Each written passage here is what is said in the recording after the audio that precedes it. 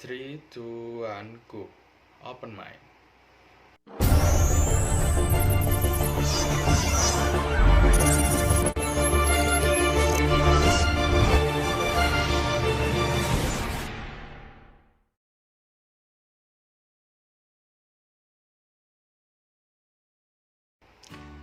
Halo guys, assalamualaikum warahmatullahi wabarakatuh. Jumpa lagi dengan saya, Evan Agung Junio. Gimana kabar kalian semua? Semoga tetap diberikan sehat fisik, sehat batin, dan sehat pikiran. Karena pura-pura strong juga butuh tenaga, supaya cerita kalian hari ini nggak berakhir dengan zong. Oke, kali ini saya bersama dengan rekan-rekan kelompok 2 mata kuliah perencanaan tenaga kerja akan memaparkan materi tentang apa sih keterkaitan perencanaan tenaga kerja dengan sistem informasi manajemen atau SIM. Pastinya setelah ini akan dijelaskan dengan cara seksama dan dalam tempo yang sesingkat-singkatnya. Oke, sebagai awalan saya akan mengupas sedikit tentang dua elemen yang akan dikaitkan tersebut, ada perencanaan tenaga kerja dan ada sistem informasi manajemen atau SIM. Nah, apa sih tenaga kerja atau bahasa kerennya manpower planning? Itu bahasa kerennya perencanaan tenaga kerja, manpower planning. Untuk tenaga kerjanya sendiri, itu kan orang yang mampu melakukan pekerjaan guna menghasilkan barang atau jasa. Nah, ini hampir mirip dengan pengertian SDM, sumber daya manusia, dimana kalau SDM itu individu produktif yang bekerja sebagai penggerak. Nah, keduanya ini sama-sama tenaga kerja manusia yang digunakan untuk melakukan pekerjaan. Nah, kalau perencanaan tenaga kerja itu apa? Ya tinggal dirangkai aja. Jadi dirangkai sebaik mungkin, akhirnya definisinya ketemu. Perencanaan tenaga kerja itu merupakan proses memperkirakan jumlah optimal yang ada dan diperlukan untuk menyelesaikan suatu pekerjaan. Jadi memperkirakan jumlah optimal yang dibutuhkan perusahaan, jumlah optimal orangnya yang dibutuhkan perusahaan sesuai dengan kebutuhan perusahaan, butuhnya di skill apa, butuhnya tenaga apa, butuhnya berapa orang gitu untuk menyelesaikan suatu pekerjaan di dalam perusahaannya atau di dalam instansinya atau di dalam divisinya tersebut. Jadi tenaga kerja yang direncanakan itu tadi itu diseleksi, diberi pelatihan guna mempersiapkan keberlangsungan bisnis hingga masa yang akan datang. Apa sih tujuannya mengadakan perencanaan tenaga kerja? Yang pasti itu untuk mengkonsistenkan kesesuaian antara tenaga kerja dan pekerjaan, baik dari segi jumlah maupun dari segi kualitas yang dibutuhkan, seperti itu. Jadi merekrut tenaga kerja itu nggak bisa asal-asalan ya, nggak bisa ngawur. Harus disesuaikan dengan kebutuhan, berapa jumlahnya, apa keahliannya, apa saja skillnya, itu harus diperhitungkan, harus disesuaikan, nggak asal gitu. Lalu yang kedua ada sistem informasi manajemen. Apalagi itu sistem informasi manajemen, SIM. Jadi SIM itu ya guys, setiap sebelum mengambil keputusan itu mayoritas selalu mengacu pada elemen SIM, sistem informasi manajemen. Jadi apa sih sistem informasi manajemen itu? Jadi sistem informasi manajemen ini sekumpulan proses di mana data dapat diolah, data dapat dianalisis, dan dapat ditampilkan supaya menjadi berguna untuk kebutuhan pengambilan keputusan. Seperti itu. Nah, setelah kupasan singkat antara perencanaan tenaga kerja dengan sistem informasi manajemen, lalu seperti apa keterkaitan kedua elemen tersebut? Kaitannya apa ya di antara kedua elemen tersebut? Langsung aja kita simak penjelasan dari rekan-rekan kelompok 2 berikut ini. Check it out.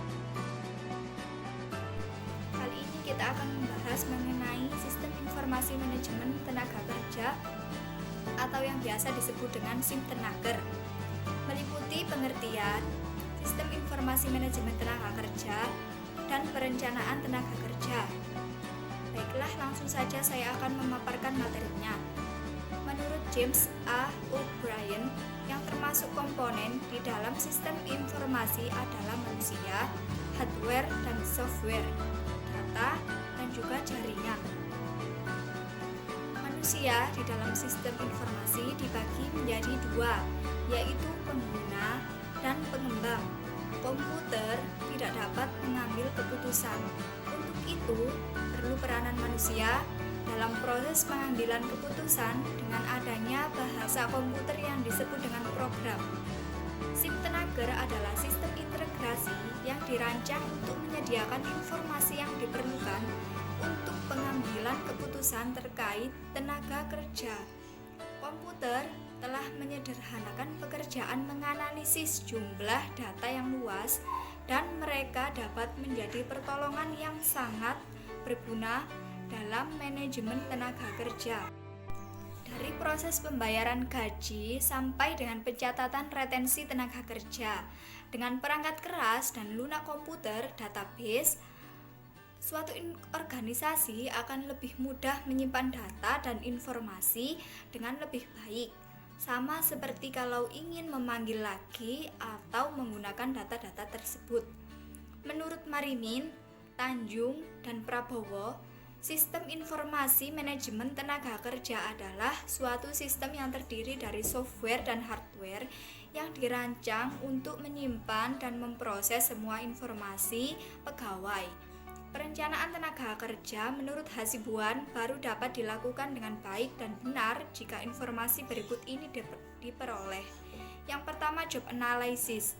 Job analysis memberikan informasi tentang aktivitas pekerjaan, standar pekerjaan, konteks pekerjaan, persyaratan personalia, perilaku manusia, dan alat-alat yang digunakan. Yang kedua adalah organisasi. Organisasi memberikan informasi tentang tujuan yang ingin dicapai, jenis organisasi, dasar dan struktur organisasi, rentang kendali setiap departemen, pola kepemimpinan, jumlah perincian, serta perincian manajerial dan operasional, dan juga tingkat-tingkat posisi pejabat. Yang ketiga, situasi persediaan tenaga kerja. Situasi persediaan tenaga kerja memberikan informasi tentang A. Persediaan tenaga kerja dan tingkat kemampuan tenaga kerja. B. Jenis-jenis, susunan umur, tingkat pendidikan, serta penyebaran atau pemerataan tenaga kerja. C. Kebijakan, pemburuan, dan kompensasi pemerintah. Dan D. Sistem, kurikulum, dan tingkat-tingkat pendidikan tenaga kerja. Informasi-informasi tadi mengandung resiko yang tidak kecil apabila tidak dikelola dengan baik. Pengelolaan informasi secara manual dapat mengakibatkan beberapa kesalahan seperti duplikasi dan kehilangan data. Oleh karena itu, paradigma manajemen tenaga kerja terkini juga mengintegrasikan sistem informasi manajemen dalam aplikasi penerapannya. Kegunaan sistem informasi manajemen tenaga kerja meliputi yang pertama perencanaan dan analisis tenaga kerja seperti struktur organisasi, proyeksi tenaga kerja, persediaan keahlian, analisis keluar masuk tenaga kerja, analisis ketidakhadiran, restruktur biaya, penyesuaian kerja internal, dan mencatat deskripsi pekerjaan. Yang kedua, hubungan tenaga kerja dan buruh, seperti biaya negosiasi penggabungan, penyimpanan data pemeriksaan, hasil penelitian tingkah laku, analisis wawancara keluar, dan sejarah pekerjaan tenaga kerja. Yang ketiga, kesehatan, keselamatan, dan keamanan, seperti pelatihan keselamatan, penyimpanan data kecelakaan kerja, penyimpanan data material. Yang keempat, pekerjaan yang sama seperti rencana tindakan afirmatif, mencatat calon tenaga kerja, utilasi tenaga kerja, dan tersedianya analisis. Yang kelima, penyusunan tenaga kerja seperti sumber perekrutan, mencatat calon tenaga kerja, dan analisis penolakan kerja yang ditawarkan. Yang keenam, pengembangan sumber daya manusia seperti profil pelatihan tenaga kerja, penilaian kebutuhan pelatihan, keberhasilan perencanaan dan ketertarikan karir, dan pengalaman. Yang ketujuh, kompensasi dan manfaat seperti struktur pembayaran upah, biaya upah atau gaji, administrasi manfaat yang fleksibel, penggunaan liburan, dan analisis penggunaan manfaat. Yang kedelapan, model pengembangan sistem informasi manajemen dalam tenaga kerja. Dalam membuat model Simtenaker, format umum yang digunakan sama dengan subsistem input database dan subsistem output yang telah digunakan di berbagai area fungsional lain. Subsistem input merupakan kombinasi standar dari pengolahan data, penelitian, dan intelijen. Dalam banyak perusahaan, database ditempatkan dalam penyimpanan komputer. Subsistem output mencerminkan arus kerja dalam perusahaan. Menyatakan bahwa dalam model Simtenaker ada beberapa subsistem yang terlihat di dalamnya, antara lain sistem informasi akuntansi. Data yang ditangani oleh Simtenaker merupakan campuran elemen-elemen data personal dan data akuntansi. Contoh elemen data personal misalnya nama pegawai, jenis kelamin, tanggal lahir, pendidikan, dan jumlah tanggungan. Contoh elemen data akuntansi seperti upah per jam, gaji bulanan, pendapatan kotor, bulan ini, dan pajak penghasilan. Yang kedua, subsistem penelitian tenaga kerja. Subsistem ini mengumpulkan data melalui proyek penelitian khusus. Penelitian diadakan karena informasi tertentu belum terdapat dalam Simtenaker. Contohnya adalah penelitian suksesi atau calon bagi posisi tertentu, analisis dan evaluasi jabatan, serta penelitian keluhan. Berikutnya yang ketiga ada subsistem intelijen tenaga kerja. Subsistem ini mengumpulkan data yang berhubungan dengan tenaga kerja dari lingkungan perusahaan. Elemen lingkungan yang menyediakan data ini meliputi pemerintah, pemasok serikat kerja, masyarakat global, masyarakat keuangan, dan pesaing. Banyak dari intelijen ini dikumpulkan melalui sistem informal. Yang keempat, database Simtenaker. Database Simtenaker dapat juga berisi data yang menjelaskan tidak hanya pegawai, tetapi juga organisasi dan perusahaan di lingkungan perusahaan. Sebagai misal, database ini ditempatkan pada komputer sentral perusahaan, tetapi database lainnya berada di divisi tenaga kerja, divisi lain, dan di luar pusat layanan. Perangkat lunak yang dapat digunakan dalam manajemen database diantaranya AMS, Focus, DB2, dan DBase. Berikutnya yang kelima, output Simtenaker. Manajer tenaga kerja menggunakan output Simtenaker lebih sering dapat dari manajer lainnya. Pemakai Simtenaker menerima output dalam bentuk laporan periodik dan jawaban atas database queries. Sebagai misal, perangkat lunak yang digunakan untuk output merupakan hasil pengembangan bersama antara perusahaan dan jasa sistem informasi. Kemudian yang keenam, subsistem perencanaan angkatan kerja. Perencanaan angkatan kerja melibatkan semua kegiatan yang memungkinkan manajemen untuk mengidentifikasi kebutuhan pegawai di masa datang. Aplikasi perencanaan angkatan kerja yang populer adalah pembuatan anggaran organisasi, ramalan gaji, dan analisis atau evaluasi kerja. Aplikasi lain yang dapat digunakan adalah perencanaan dan pemodelan angkatan kerja. Subsistem perekrutan. Penelusuran pelamar telah diterapkan secara ekstensif. Penelusuran pelamar kerja sebelum mereka dipekerjakan lebih banyak dapat dipraktekkan daripada melakukan pencarian internal untuk menemukan calon pekerja. Hal ini menunjukkan bahwa usaha perusahaan untuk mengisi lowongan kerja lebih difokuskan pada lingkungan. Kemudian yang kedelapan, subsistem manajemen angkatan kerja. Aplikasi subsistem ini meliputi penelitian kerja, pelatihan, pengandalan posisi, relokasi, keahlian atau kompetensi, suksesi, dan pendisiplinan. Manajemen angkatan kerja sangat jarang diaplikasikan fenomena tersebut karena subsistem ini cukup sulit diterapkan. Kemudian, subsistem kompensasi. Aplikasi yang berhubungan dengan gaji merupakan aplikasi komputer yang paling mapan dalam bisnis. Maka dari itu, subsistem ini merupakan yang paling sering diterapkan oleh perusahaan. Aplikasi yang sering dikembangkan dalam manajemen kompensasi mencakup peningkatan penghargaan gaji, kompensasi eksekutif, insentif bonus, dan keadilan.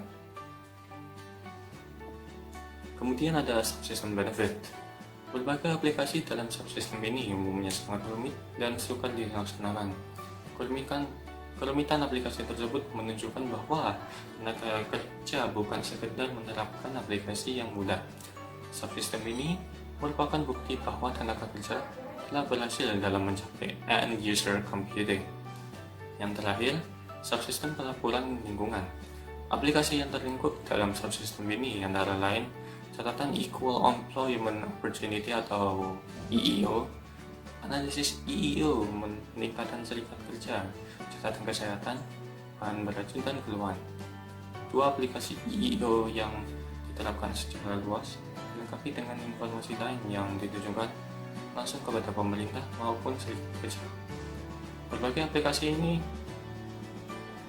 untuk memenuhi tanggung jawab perusahaan dan pihak yang berkepentingan di luar perusahaan, bukan kepada pihak manajer. Sekali lagi, manajer dalam suatu perusahaan memerlukan informasi yang memiliki karakteristik tertentu dalam rangka mengambil suatu keputusan. Keputusan yang didasarkan pada informasi akurat akan memiliki kualitas yang jauh lebih tinggi dibandingkan dengan keputusan yang hanya berdasarkan intuisi saja. Adapun karakteristik informasi yang dipersiapkan dalam sistem informasi sumber daya manusia adalah yang pertama, timely atau tepat waktu. Yang kedua, akurat atau akurat. Yang ketiga, concise atau ringkas. Yang keempat, relevan atau relevan. Dan yang kelima, komplit atau lengkap. Jadi dari sekian pemaparan secara keseluruhan, kita dapat menemukan titik terang bahwa perencanaan tenaga kerja sangat memiliki keterkaitan dengan sistem informasi manajemen. Untuk memulai langkah merencanakan tenaga kerja tentu dibutuhkan data-data informasi, baik informasi terkait kebutuhan keahlian tenaga kerja yang bagaimana maupun informasi terkait tenaga kerja itu sendiri. Sistem informasi manajemen dimanfaatkan sebagai alat bantu dalam pengelolaan tenaga kerja secara lebih berstruktur dan terorganisasi tanpa terbantu dengan sistem informasi manajemen. Tentunya, keakuratan untuk merencanakan tenaga kerja akan relatif tidak memiliki landasan, tidak memiliki dasar, tidak memiliki arahan terkait dengan tenaga kerja seperti apa yang dibutuhkan. Bahkan bisa menimbulkan perekrutan tenaga kerja yang tidak sesuai dengan apa yang dibutuhkan perusahaan. Oleh karena itu, dapat disimpulkan bahwa keterkaitan perencanaan tenaga kerja dengan sistem informasi manajemen adalah terletak pada fungsi sistem informasi manajemen itu sendiri, yang dapat membantu memberikan data-data keakuratan informasi hingga analisa tenaga kerja sesuai dengan yang dibutuhkan oleh perusahaan. Oke guys, demikian pemaparan materi dari kami bersama rekan-rekan yang lain di kelompok 2. Semoga materi tentang keterkaitan perencanaan tenaga kerja dengan sistem informasi manajemen ini bermanfaat buat teman-teman, bisa jadi sumber referensi terbaik buat teman-teman. Kurang lebihnya mohon dimaafkan. Saya akhiri, wassalamualaikum warahmatullahi wabarakatuh.